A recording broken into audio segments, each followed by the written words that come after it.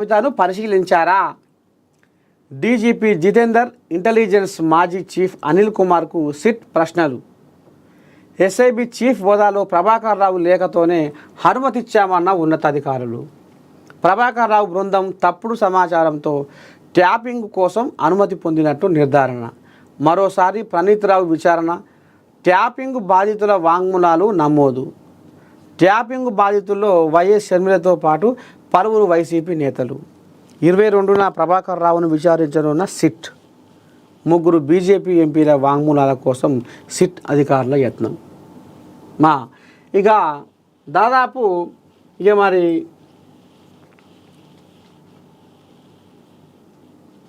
4000 పైచిలకు ఫోన్లను ట్యాప్ చేసిరు అన్నట్టుగా ఇది నిన్నటి వరకే. ఇక మరి రేపు ఇంకేం తేలుతుందో, ఇవాళ ఏం తేలుతుందో. 4000 పైచిలకు వరకు ఫోన్లను ట్యాప్ చేసిరు అన్న భాగవతం అయితే బయటకు వచ్చింది. ఇక మరి ఈ ఫోన్లు మేము ట్యాపింగు మేము చట్టపరంగా చేసినాం, లీగల్గా చేసినా, నాకు ఏ పాపం తెలియదు అని ఇక ప్రభాకర్ రావు కూడా ఓ నాలుకే మరలేస్తూ ఉండట. ఇక నాకు ఏ పాపం తెలియదు, అంత ప్రభాకర్ రావు చేయమంటే నేను చేసినా అని ఇప్పుడు ప్రణీత్ రావు అంటుంది. ఇప్పుడు తెలంగాణలో ఈ ఫోన్ ట్యాపింగ్ కేసు ఈ ప్రణీత్ రావు కాంచి మొదలు పెడితే ప్రభాకర్ రావు దాకా ఇక ఇదే కథ ఒకరి మీద ఒకరు చెప్పుకున్నాడు. మేము చట్టపరంగా పోయినాము, లీగల్గా పోయినామని ఆయన చెప్తేనే చేసినాయని ఆయన పెద్ద మనిషి చెప్తేనే చేసినామని ఇంకొక ఆయన.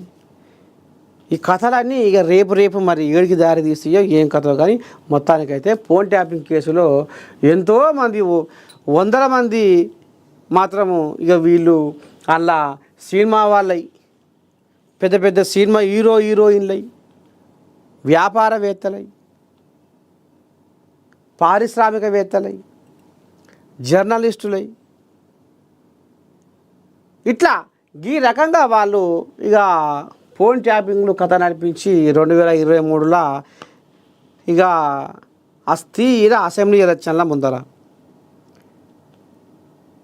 ఎవరెవరు ఎక్కడెక్కడ తిరుగుతుర్రు, ఎవరితో మాట్లాడుతుర్రు, ఏం మాట్లాడిర్రు, ఎవరి కార్లకి వెళ్ళి డబ్బులు పోతున్నాయి, ఎవరి ఇంటికి వెళ్ళి డబ్బులు పోతున్నాయి, ఎవరింటికి చేరుకుంటున్నాయి, అసలు ఏంది కథ అనేది దీని మీద బాగా నిఘా పెట్టారు. ఎందుకంటే ఇక మరి ఇప్పుడు మనము ఇట్లా చూసుకుంటేనే రేపు మనం గెలవబోతాం అనేది కూడా ఆలోచన చేసిన రాజకీయ పార్టీలు. ఇక అన్న ప్రధానంగా బాయికాడ అంటున్న కోల్లాగే పెద్ద కోల్లాగే ఇదంతా నడిపించింది అనేది ఇప్పుడు సభ్య సమాజానికి తెలంగాణ సమాజం కూడా అనుకుంటున్న ముచ్చట. కాంగ్రెస్లు కూడా అంటున్నారు ఈ ఫోన్ ట్యాపింగ్ చేపించకపోతే ఇంకా మాకు కొన్ని సీట్లు ఎక్కువ పెరుగు, ఆయన ఫోన్ ట్యాపింగ్ అని కొంతమంది అదురుకొని కొన్ని వ్యవహారాలు నడిచినాయి. మొత్తానికి ఫోన్ ట్యాపింగ్ తోటి మాకు ఇంకా ఎక్కువ సీట్లు రాకుండా చేసిండు కేసీరావు అని ఆయన పిసిసి మహేష్ కుమార్ గౌడ్ కూడా అంటుండు. మొత్తానికి ఫోన్ ట్యాపింగ్ కథ రోజుకొక మలుపు తిరుగుతుంది. ఇక మరి చూద్దాం ఇంకా రేపు ఏం జరగబోతుంది, ఏం కథ అనేది ముందు చూద్దాం. ఉగ్రవాదంపై 2 నాలుకలు. టెర్రరిజానికి మద్దతిచ్చే వారికి రివార్డులా. అగ్రదేశాలపై విసురులు. ఉగ్రవాదానికి ఊతమిచ్చే వారికి శిక్ష పడాల్సింది. G7 సదస్సులో మోదీ ఆయా దేశాధినేతలతో భేటీ. G7 సదస్సులో కెనడా ప్రధాని కార్నీతో మోదీ.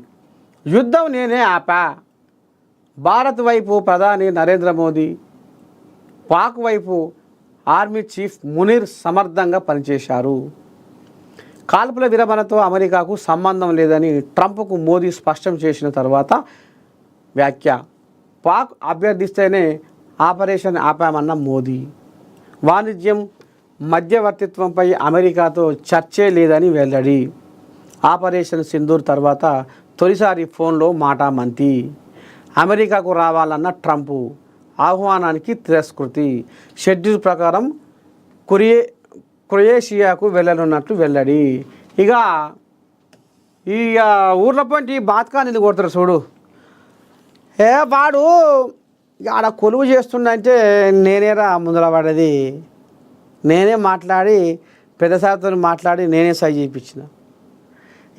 వాడు నేను లేకపోతే వాడు దిక్కు దీవాన లేకుండా తిరుగు రోడ్ల మీద మొత్తం షిప్ప పట్టుకొని తిరిగాడు. ఆని దేగినోడే లేడు. ఆడు మొత్తం ఒకటి అవార వేసేవాడు అయిపోయిండు. ఎవ్వడు వాడి మాటను పాటి పడతలేడు. నేను ముందర నడిపించిన అని ఒక ఆయన బాతకాని కొడతాడు. గిట్లా ఈ